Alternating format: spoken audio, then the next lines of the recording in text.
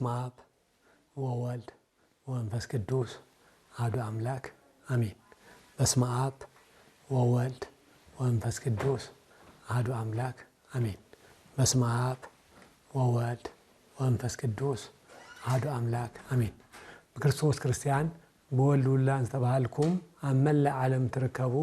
ናይ ኦርቶዶክስ እምነት ተኸተልቲ ደሕና ደውዒላትኩም ደሕና ደምሽኻትኩም አሜን። እግዚአብሔር አምላክና ዝተኸበረን ዝተመስገነን ይኹን። ሞ እግዚአብሔር አምላክና እንተዛራቢ አንደበት እንሰምዕ ድማ እዝነ ልቦና ንኸብርሃልና ናቱ ቅዱስ ፈቃድ ይኹነልና። ሞ ሎማዓንቲ እንመሃሮ ትምህርቲ ኣብ ዮሐንስ ወንጌል ምዕራፍ 3 ቁጽሪ 2 ዘሎ ኒቆዲሞስ ብለይቲ ናብ ኢየሱስ ክርስቶስ መጸ ዝብል ክንመሃሪና ሞ ስለ ኒቆዲሞስ ወይን ድማ እትናይ ለይቲ ተምሃራይ እንብሎ ብዛዕባኡ ሎማዓንቲ ቤተክርስቲያንና ናይ ዓብይ ጾም መበል ሻውዓይ ሰንበት ኒቆዲሞስ ተብሂሉ ይጽዋዕ ማለት እዩ። ኣብዚ አመልኪትና ክንዘራረቢና በመጀመሪያ ኒቆዲሞስ ማለት እንታይ ማለት እዩ እንድሕሪልና ኒቆዲሞስ ማለት ሰዓሪ ወይም ድማ ሰዓራይነት ማለት እዩ። ሰዓሪ ወይም ሰዓራይነት ብግሪክ ቋንቋ ምናይ ግሪክ ቋንቋ እዩ እዚ ኒቆዲሞስ እንብሎ እሞ ኣብዚ ዕለት እዚ ቤተክርስቲያንና ካፍቶም ናብ ዓብይ ኣጽዋማት ሓደ ዝኾነ ዕለተ ሰንበት ኣብዚ ጉዳይና ክንዘራረብ ማለት እዩ። ኒቆዲሞስ መን እዩ ዝብል ክንርኢ ከለና ኒቆዲሞስ ፈሪሳዊ እዩ። ኒቆዲሞስ ፈሪሳዊ እዩ። ኣብ ዮሐንስ ወንጌል ኣብቲ ዝጠቐስናዮ ምዕራፍ ተሪናዮ ኣብኡ ይገልጸልና ፈሪሳውያን ሕጊ ዘጥብቁ ሕጊ ካብ ዘጥብቁ ሰባት ነቲ ህዝቢ እውን ዘማርሩ ንባዕሎም ነቲ ሕጊ ዘይፍጽሙ ነቲ ህዝቢ ግን ዝጸዓኑ ንሳቶም አብርሃም አቦና አለና ዝብሉ ደቂ አብርሃም ኢና ዝብሉ ግን ናይ አብርሃም ስራሕ ዘይሰርሑ ኣብ ዮሐንስ ወንጌል ምዕራፍ 8 ተሪናዮ ብዛዕባ ፈሪሳውያን እዚ ይገልጸልና ማለት እዩ። እዚ ይገልጸልና ስለዚ ምንም እንኳ ኒቆዲሞስ ፈሪሳዊ እንተኾነ ካፍቶም ፈሪሳውያን ብዝተፈለየ መልክዑ ዓርሱ ዘግለለ ዓርሱ ዝፈለየ ብንጹህ ልቡ ካብ ክፍኣት ርሒቑ ካብ ጎይታና መድኃኒትና ኢየሱስ ክርስቶስ ንምምሃር ወይ ንኽምሃር ዝመጸ ምሁር እዩ። ዝመጸ ፈሪሳዊ እዩ። ከማቶም ንተንኮልን ንኽፍኣትን ዘይኾነ ብቕንዕና ካፍቲ ማሕበረሰብ ሱር ዓርሱ አግሊሉ ዝመጸ ምሁር እዩ ማለት እዩ። ካሊእ ኒቆዲሞስ ሓለቓ አይሁድ እዩ። ኒቆዲሞስ ሓለቓ አይሁድ እዩ። ከም እንፈልጦ ኒቆዲሞስ ዋላ እኳ ፈሪሳዊ እንተኾነ ብሮማውያን ዝተሾመ እዩ። ብሮማውያን ዝተሾመ እዩ። ስለዚ እዚ ሹመኛ እዩ። ኒቆዲሞስ መምህር እስራኤል እዩ። ናይ እስራኤል መምህር እዩ። ኒቆዲሞስ መምህር እንተኾነ ፈላጥ ዋላ እንተኾነ ዘይወዳእኽዎ ዘይጠናቐቕክዎ ዘይማላእኽዎ ትምህርቲ ኣለንሞ ነዚ ንኽማልአሉ ወይም ነዚ ንኽማልእ ናይ መምህርነት ካቡ ኣውፅኡ ናይ ተምሃሪነት ድርዕቶ ተኸዲኑ ብትሕትና ዝመጸ መምህር እስራኤል እዩ ኒቆዲሞስ ማለት እዩ። ኒቆዲሞስ ምሁረ ኦሪት እዩ። ኒቆዲሞስ ናይ ኦሪት ምሁር እዩ። ሓላፍነት ምስ መምህርነት፣ መምህርነት ምስ ምሁርነት፣ ፍልጠት ምስ ትሕትና ኣተኣሳሲሩ ወይን ኣተሓባቢሩ ዝሓዘ ድፍረት ትብዓት ዝመልኦ መምህር እዩ ኒቆዲሞስ ክርስቶስ ንበይኑ ቃል ብቃል ወይን ድማ ብሕቶን መልስን ምስጢረ ጥምቀት ካብ ዘምሃሮ ካፍቶም ዕድለኛታት ሓደ እዩ ኒቆዲሞስ ማለት እዩ። ኒቆዲሞስ ንበይኑ ምስጢረ ጥምቀት ብዕምቆትን ብዝርዝርን ካብ ዝተምሃሩ ሓደ ኒቆዲሞስ እዩ። ከም እንፈልጦ ጥምቀት ብተግባር እንትትምስረት ናይ ዓይኒ ምስክር ዮሐንስ መጥምቕ ከም ዝኾነ ሁሉ ምስጢረ ጥምቀት ድማ ጥምቀት ብትምህርቲ ክትምስረት ከላ ድማ ናይ ዓይኒ ምስክርና ኒቆዲሞስ እዩ። ናይ ዓይኒ ምስክርና ኒቆዲሞስ ስለዚህ ኒቆዲሞስ ብሕቶን መልስን ካብ ጎይታና መድኃኒትና ኢየሱስ ክርስቶስ ምስጢረ ጥምቀት ዝተምሃረ ሓደ ምሁር እዩ ስለዚህ ኒቆዲሞስ ምንም እኳ አፍት ናይ ትምህርቱ ማዕከል ምጥርጣር ንምቅባል ተጸገሞ ነገር ኣብ ዝነበረሉ እዋን ድማ ጎይታና መድኃኒትና ኢየሱስ ክርስቶስ ንኒቆዲሞስ ገሲጽዎ እዩ ስለዚህ ኒቆዲሞስ እዚ ዝሓዘ በዓል ስልጣን ምሁር መራሒ ሃይማኖት ዝነበረ እዩ ስለዚህ ድማ ኒቆዲሞስ ናብ ጎይታና መድኃኒትና ኢየሱስ ክርስቶስ ክመጽእ ከሎ ግን ብቀትሪ ዘይኾነስ ብለይቲ ወይ ድማ ናይ ለይቲ ተማሃራይ ንብሎ ብለይቲ ትምህርቲ ንክመሃር ዝመጸ እዩ ንምንታይ ለይቲ መሪጹ ንምንታይ ብለይቲ መጽኡ እንተይልና ሶሰኑ ንምግላጽ ኒቆዲሞስ መምህር ስለዝነበረ ክመሃር ከሎ ሰባት እንተሪኦሞ ወይ አይሁዳውያን ፈሪሳውያን እንተሪኦሞ መምህር ዝበሃል ከይቀርዮ ወይ ውዳሴ ከንቱ መምህርነት ከይትተርፎ ምክንያቱ መምህር ተብሂሉ ክመሃር ኮፍ ኢሉ እንተተራዩ እዚኣ ከይትቀርየ ምእንቲ ብለይቲ ናብ ጎይታና መድኃኒትና ኢየሱስ ክርስቶስ መጸ ካሊእ ድማ መምህር እናሃለወ ናብ ጎይታና መድኃኒትና ኢየሱስ ክርስቶስ ክመሃር እንድሕር መጽኡ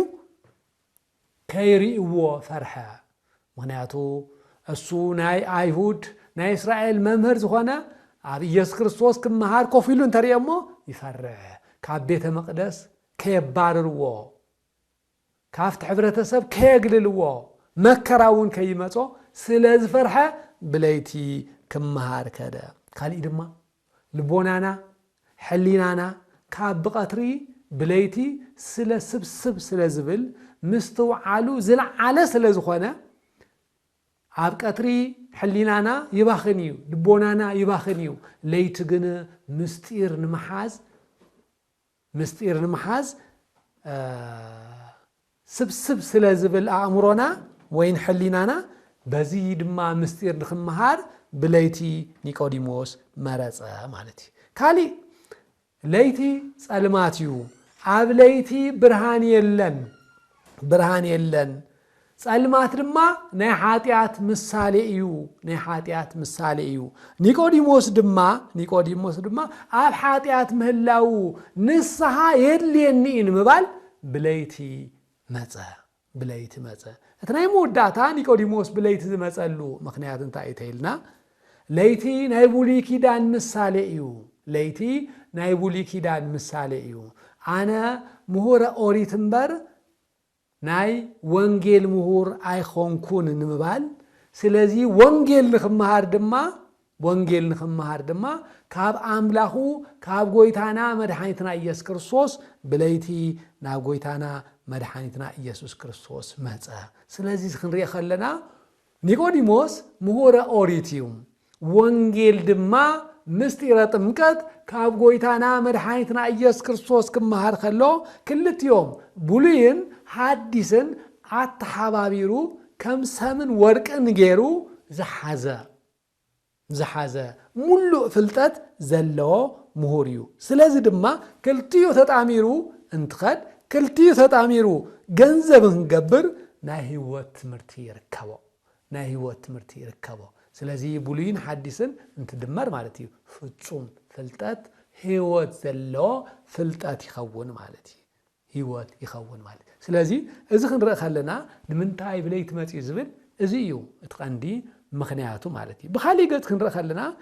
ኒቆዲሞስ እንታይ ሰሪሑ ወይ እንታይ ገይሩ ዝብል ክንርኢ ከለና ኒቆዲሞስ እንታይ ገይሩ እንታይ ሰሪሑ እንታይና ናይ መጀመርያ ናይ ኒቆዲሞስ ስራሕ ንምስጢረ ጥምቀት ምግላጽ ምክንያት ኮይኑ ኒቆዲሞስ ምስጢረ ጥምቀት ንምግላጽ ምክንያት ኮይኑ ማለት እዩ ከም እንፈልጦ ፋሲካ ናይ አይሁድ ፋሲካ ኣብ ዝበጽሐሉ እዋን ምስ ቀረበ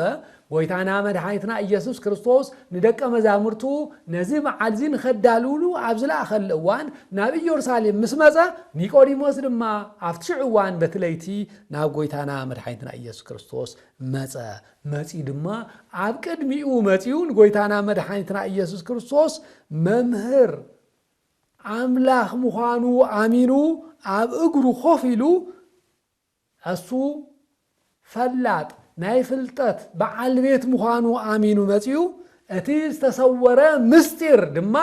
ጎይታና መድኃኒትና ኢየሱስ ክርስቶስ ንኒቆዲሞስ ገሊጽሉ እንሱውን ነቲ ዝተሰወረ ከም ዝገልጽ መስከረ ኒቆዲሞስ ማለት እዩ ስለዚ ኣብዚ ክንርኢ ከለና ንሱ ድማ ጎይታና መድኃኒትና ኢየሱስ ክርስቶስ ናይ ኒቆዲሞስ አመጻጽአውን ስለዝፈልጥ አምላኽ እይሞ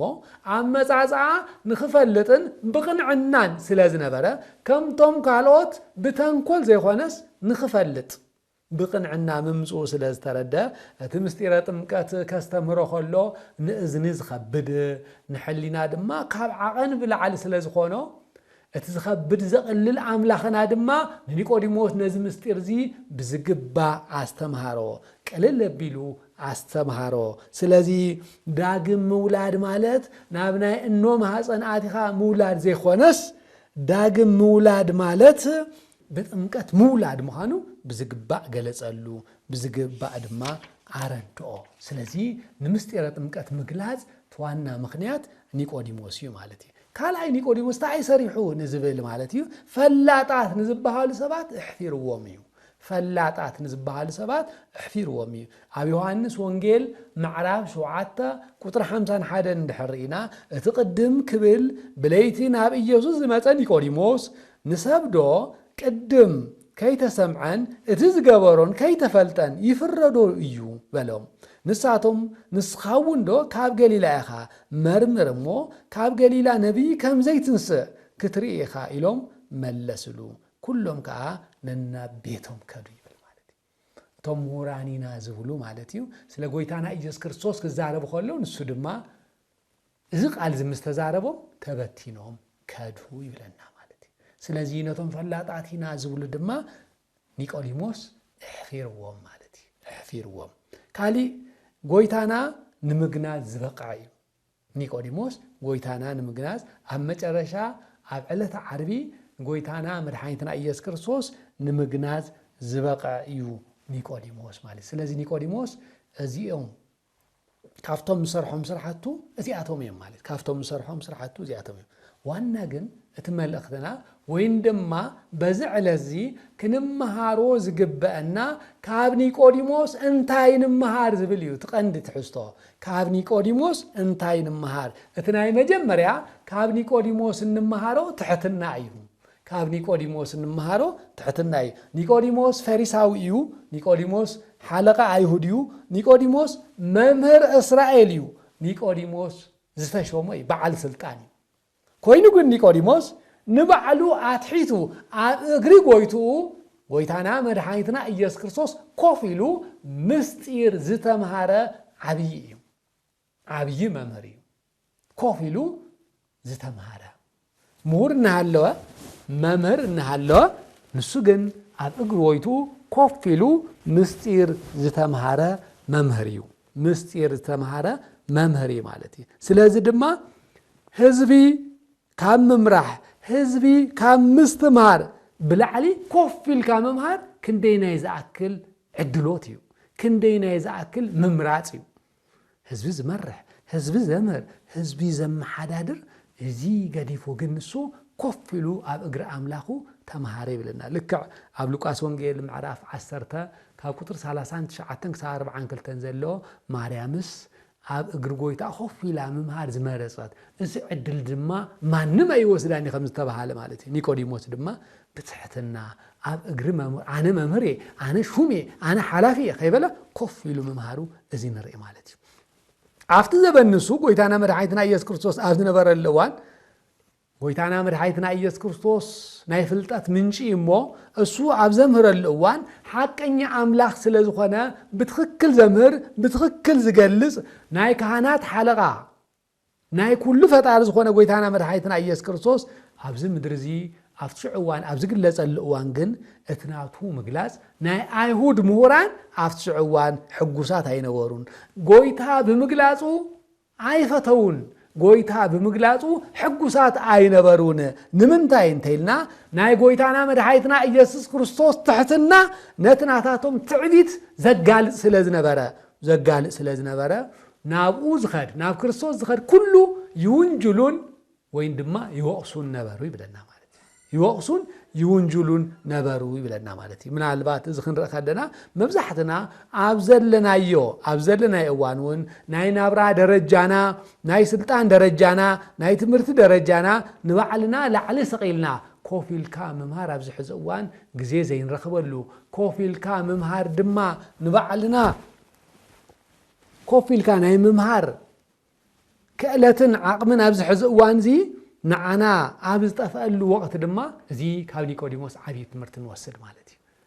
مخنياتو كوفيل كام ممهار مالت كندي عدلوت مخانو مردا يكعال مالتي مردا يكعال نيقوديموس فلتت نحلو اتز غودلو نخمل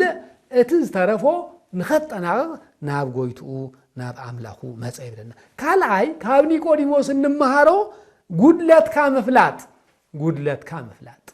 ኣብዚ ሕዚ እዋን ተዓቢ ተሲእኑና ዘለና ዓና ሕዚ ናይ በዓልና ፀገምና ጉድለትና ፈሊኻ ዘይምፍላጥ እዩ ኒቆዲሞስ ግን ንሱ ትጉድለቱ ፈሊጡ ምንም እንኳን መምህር ናይ ኦሪት እንተኾነ እታ ትጎድሎ ብምፍላጥ ኣብ ኣምላኹ መጺኡ ነታ ጉድለቱ ንኽመልእ ነታ ዘይፈልጣ ንኽፈልጥ بتحتنا ناب قويتو قربا يبلنا مالت سلازي زلو زيخونس زيبلو زتمال قال زيخونس زغودلو نخمل اب تحتي املاخنا مدحيتنا ايس كريستوس مصيو كوف بلا تمهاره مالتي فلطت بينو مولو سبا يغبركال سلطان ون بعلو غزي يغدبلو كل مولو يخونن مولو خغبركا زخل እግዚአብሔር አምላክና ወይም ናይ እግዚአብሔር ቃል ጥራይ ማለት እዩ ናይ እግዚአብሔር ጥራይ ስለዚህ ድማ ኒቆዲሞስ ጉድለቱ ፈሊጡ ጉድለቱን መምላእ ዝመፀዩ ካውን መሃሮት ካላይ እዚ እትሳልሳይ ናይ ኒቆዲሞስ ምስተውዓል ወይም ድማ ልቦና ልዕል ምባል አልዕሉ ልቦና ዝበሃል ወይም ድማ አስተውዕሎ ምስተውዓል ድማ ናይ ኒቆዲሞስ ሓደዚ ማለት እዩ ኒቆዲሞስ መጀመሪያ ስለ ጥምቀት እንትዝረቦ እንትንገሮን ተሎ ንምቅባል ተቸጊሩ ነይሩ ንምቅባል ተጸጊሙ ነይሩ ክርስቶስ ግን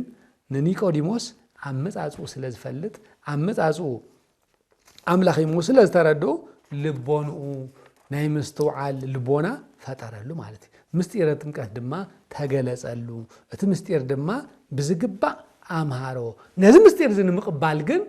አስተውዕሎት ካብ እግዚአብሔር ስለዝተዋሃቦ እዩ አስተውዕሎ ካብ እግዚአብሔር ስለዝተዋሃቦ እዩ ስለዚህ ንስጋና ፍልጠት ከም ዘድልያ ሁሉ ንነፍስና ድማ መንፈሳዊ ፍልጠት የድልያ ኣብ መጽሐፈ ምሳሌ ምዕራፍ 19 ቁጥር 2 ነፍሲ ብዘይ ፍልጠት ምዃና ጽቡቕ ኣይኮነን ይብል ነፍሲ ብዘይ ፍልጠት ምዃና ጽቡቕ ኣይኮነን ይብለና ነፍሲ ብዘይ ፍልጠት ምዃና ጽቡቕ ኣይኮነን ይብለና ማለት ስለዚህ ድማ አስተውዕሎ ወይም ድማ ናይ ምስተውዓል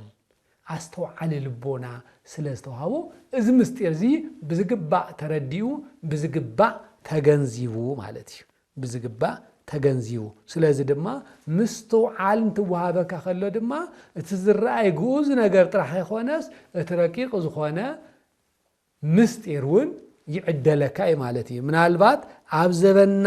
ዘበና ናይ ቤተ ክርስቲያንና ዝፍትንዋን ንቤተ ክርስቲያንና እናፈተንዋ ዝርከቡ ዘለው ሰባት እቲ ቀንዲ ችግር እንታይ እዩ እንተይልና ናይ ስሕተቶም ፍልፍል እንታይ እዩ እንተይልና ልክዕ ከም ግያዝ እቲ ቁሳዊ እቲ ዝረአየ መንበር እቲ ዘይረአየ ምስጢር ስለዘይተገለጸሎም ምርዳእ ስለዘይተኻሎም እዩ እቲ ቀንዲ ማለት እዩ ግያዝ ከም ንፈልጦ ኣብ ካልኣይ ነገስ ምዕራፍ 6 ካብ ቁጥር 14 ክሳብ 17 ንሱ ዝተራእዮ እቲ ዝኸበቦ ሰራዊት ናይ ሶርያ ጥራሕ እዩ ግን ኤልሳዕ ናብ ኣምላኽ ምስ ጸለየ ግን እቶም በሽሓት ቁጥሮም ዘይፍለጥ ንዕኦም ዝኸበብዎም ናይ እሳት ሰረገላ መላእክት ግን ክግለጸል ተገይር ማለት ስለዚህ ናይ ዘመንና ፈተና ድማ ዝረአየና ግኡዝ ዝኾነ ቁሳዊ ነገር መርአይ እምበር እቲ ካኡ ዘለለ ምስጢር ስለዚህ ተገለጸ ንቤተ ክርስቲያንና ተዓቢ ፈተና ዝኾና ዘሎ እዚ እዩ እቲ ራብዓይ ካብ ኒቆዲሞስ እንመሃሮ ምስክርነት ሓቂ እዩ ምስክርነት ሓቂ እዩ ኒቆዲሞስ ብዘይ ፍርሓትን ብዘይ ሓፍረትን ስለ ኢየሱስ ክርስቶስ መስኪር እዩ ኣብ ቅድሚ መራሕቲ ይኹን ኣብ ቅድሚ ዓበይቲ ዝበሃሉ ሰባትን ኒቆዲሞስ ምስክርነቱ ገሊጹ እዩ ምክንያቱ ኣብ ቅድሚ ሰብ ዝምስክረለ ያነውን ኣብ ሰማያ አቦ ክምስክርየ ብዝወለ መሰረተ ካብ ኒቆዲሞስ እንመሃሮ ትግሃት ናይ ለይቲ ትግሃት ማለት እዩ ኒቆዲሞስ ቀትሪ እናሰርሐ ለይቲ ድማ ናብ ክርስቶስ ብምኻድ ምስጢር ተምሂሩ ናይ እግዚአብሔር ቃል ተምሂሩ ልክዕ ኣብ ምስባኽ በዝዕደት ከም ዝስበኽ ኣብ መዝሙር 16 بقنف 17 قطر 3 نلبي تعذيب كايو بليتي بصيح كايو مرمير كانس قالكوا ايرخف كان يبل مالتي سلازي اتي نايلوم معانت مسباخ مسناي تغهات وي مسناي ديقونيموس زتحاز سبكاتيو سلازي دما تايبلنا قطري ليتون نغزيهر نمسغان زتفطره ساعات مخانو ينغرنا مزمور 133 بقنف 134 كاب حد كساب 3 خمس يبلنا اتوم بليتي عبيت اغزيابير اتقومو كلكم باروت اغزيابير ناغزيابير بارخو يبلنا ناغزيابير بارخو يبلنا نزي بيت كريستياننا بقطري قداسي بليت دما بمحليت بساعاتاتن بخيدانن نغزيهر نامسغنات موعلن تحدرن وين 24 ساعات اغلغلوتا بيت كريستياننا اتفصم مالت ስለዚህ اتخالي ኣብ ኒቆዲሞስ ማርትናይ መወዳዕታ ክሳብ መወዳዕታ ምጽናዕ ክሳብ መወዳዕታ ምጽናዕ ይንመሃረው ማለት እዩ ጥቅልል አቢልና ክንሪእ ከለና ግን ኣብ ኒቆዲሞስ ሰለስተ አይነት ወይም ደግሞ ሰለስተ ነገራት ኣብ ህይወቱ ንመልከት እቲ ናይ ቀዳማይ ዝረአ እንታይ እንተይልና ወጣኒ ወይን ድማ ጀማሪ ህይወቱ ኣብ ዝነበረሉ ዋን ኒቆዲሞስ ክንረኸለና ኒቆዲሞስ ብለይት ዝመጸሉ ዋና እንታይ እንተይልና ፍርሃት እዩ ጀማሪ ስለ ዝነበረ ብፍርሃት እዩ ምክንያቱ ንሱ ስለ ናይ ክርስቶስ ቃል ክሰምዕ ይደሊ ግን ክርስቶስ ናቱ ተኸታሊ ናቱ ደቀ መዝሙር ምዃን ግን አይደልን ስለዚህ ኒቆዲሞስ ችግሩ በክርስትና ምሕፋሩ ጥራይ ሆነ ክርስቲያን በመሆኑ ከመጾ ዝኽል መከራ ወይ መዘዝም በመሐሳብ ማለት ኒቆዲሞስ ንምድናቅ እንበር መከራ ንخقبل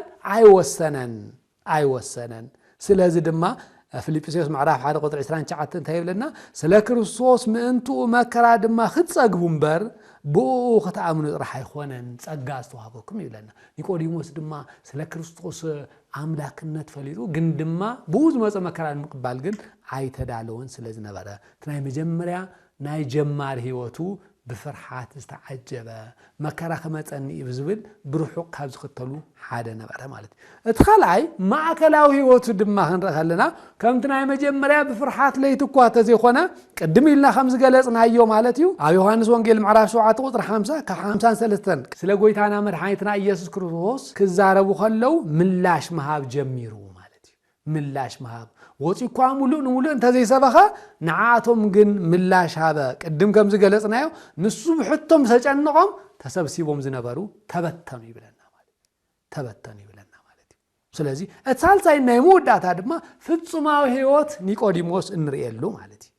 ክርስቶስ ልዕል 5 ዕዳጋ ይختልዎ ነበሩ ዓላማ ናይ ምኽታሎም ግን ክሳብ መስቀል ሓቢሮም አይዘለቁን كساب مودعتا አይጸንዑን ምክንያቱ ክختልዎ ከለው ዝተፈላልየ ምክንያት ስለዝነበሮም ገለገሊኦም ምግበ ስጋ ብምድላይ ይختልዎ ነይሮም ካልኦት ድማ ብናይ ባዓሎም ዝተፈላልየ ምክንያት ደዌ ሕማም ስለዝነበሮም ካብዚ ሕማም ዝንኸፍውሶም ይختልዎ ነበሩ ካልኦት ድማ ብትክክል አምላኽ ምዃኑ ክሳብ ቀራንዮ ካብ ዝተኸተሉ ሓደ ኒቆዲሞስ እዩ ስለዚህ እቶም ብዙሓት ዝختልዎ ዝነበሩ ክሳብ ቀራንዮ ምብጽሕ አይኻሉን ኣብ ቀራንዮ ምግበ ነፍስ እንበር ምግበ ስጋ ስለዘየለ ዓላማኦም ድማ ንምግበ ስጋ ስለዝነበረ ክሳብ ቀራንዮ አይተኸተልዎን ቀራንዮውን ምብጽሕ አይኻሉን ዮሐንስ ግን ኒቆዲሞስ ግን ካፍቶም ውሑዳት ክሳብ ቀራንዮ ክሳብ እግረ መስቀል ዝተኸተሉ እመቤታችን ቅድስት ድንግል ማርያምን ዮሐንስን ብዘይካ ደቀ መዛሙርቱ እኳ መከራ ብምፍራህ ተበቲኖም እዮም ኒቆዲሞስ ድማ ካፍቶም ውሑዳት ዝበሃሉ ሓደ ኣብ እግረ መስቀል ክሳብ ቀራንዮ ዝተኸተለ ሓደ ኒቆዲሞስ እዩ መከራ ክበጽሐኒ እዩ ካብ ምኩራብ ከባርም እዩ ዝብል ፍርሃት ኣወጊዱ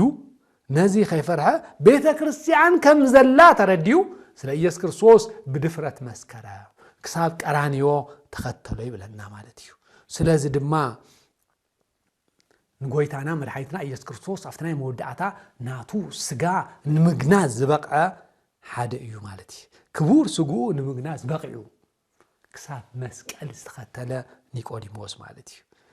ስለዚ ድማ ክገንዞ ከሎ ድማ ንጎይታናን መድኃኒትና ኢየሱስ ክርስቶስ ተገለጸሉ ማለት እዩ ቅዱስ እግዚአብሔር ቅዱስ ኃያል ቅዱስ ሕያው እናበሉ ንክገንዝዎ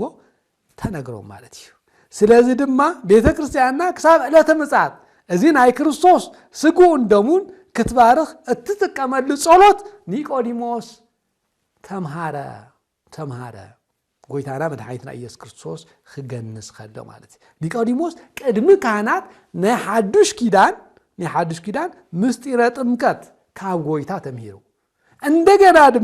እንደገና ድማ ናይ ሓዱሽ ኪዳን ኣኽሊል ናይ ምስጢራት ኣኽሊል ዝኾነ ድማ ምስጢረ ቁርባን እውን ተምሂሩ ማለት እዩ ኒቆዲሞስ ስለዚ ክሳብ ቀራንዮ ክሳብ መወዳእታ ናይ መወዳእታ ህይወት ክንርኢ ከለና በዚ ኢሉ ዝጸንዐ ሓደ ምሁር እዩ ኒቆዲሞስ ማለት እዩ ስለዚ ድማ ፈተና እንተጋጥሞ ክሳብ መወዳእታ ክሳብ ቀራንዮ ዝተኸተለ ስለዚ ኒቆዲሞስ ኣብ ዘመንና እውን ተሪእና ምናልባት ፍልጠት ጣዖት ኮይንዎም ማእኸል መንገዲ ዝቐረዩ ብዙሓት እዮም ሃፍቲ ጣዖት ኮይንዎም ካብ ቅዳሴ ዘቋረጹ ብዙሓት እዮም ግዜ ጣዖት ኮይንዎምን ካብ ዝተፈላለየ መንፈሳዊ ኣገልግሎት ዘቋረጹ ብዙሓት እዮም ስለዚ ድማ ክርስትና ንዝጅምር ዘይኾነስ ክሳብ መወዳእታ ንዝጸንዕ ክሳብ መወዳእታ ክሳብ ቀራንዮ ንዝኽተል ናይ ህይወት ኣኽሊል ትሽልም ክርስትና ምናልባት ናይ ሞጎይ ሜዳ ንጸቢቡና ናይ ሞጎይ ሜዳ ነዊሕና ኢሎም ዘቋርጹን ወይ ንዝተፈላለየን ዝገብሩን ቤተ ክርስቲያንና ነዚኦም ግድን ዘይብሎም ቦታ ኣይትህብን ክሳብ መጨረሻ ንጸንዕ ግን ቤተ ክርስቲያንና ትሽልም ማለት እዩ ስለዚ በዚ ዕለት እዚ ስለ ኒቆዲሞስ ክንመሃር ከለና እዚ ዓብይ ምስጢር ካብ ኒቆዲሞስ እንመሃሮም ብዙሓት ነገራትን ኣብ ግምት ብምእታው ቤተ ክርስቲያንና መበል ሻውዓይ ሰንበት ብስም ኒቆዲሞስ ሰይማቶ ማለት እዩ ስለዚ ድማ ኣብዚ ዕለት እዚ ዓብይ ምስጢር ተፈጸመሉ ስለ ናይ ኒቆዲሞስ ድማ ብዙሕ ህይወት እንመሃረሉን እዩ ካብ ኒቆዲሞስ ካብቶም እንመሃር ሓደ ድማ ክሳብ መወዳእታ ምጽናዕ እዩ ምጅማር ዘይኾነስ ምፍጻም ምዃኑ እውን ንርዳዕ ስለዚ ነበረና ሰዓት እግዚአብሔር ኣምላኽና ዝተኸበረን ዝተመስገነን ይኹን ዝተምሃርናዮ እውን 30 60 100 ክነፍሪ ናይ እግዚአብሔር ኣምላኽና ቅዱስ ፍቃድ ይኹነልና ኣላዒሉ ዘጀመረና ኣጀሚሩ ዘፈጸመ ንሉል እግዚአብሔር ክብርን ምስጋናን ይብጽሐዮ ወስብሐት ለእግዚአብሔር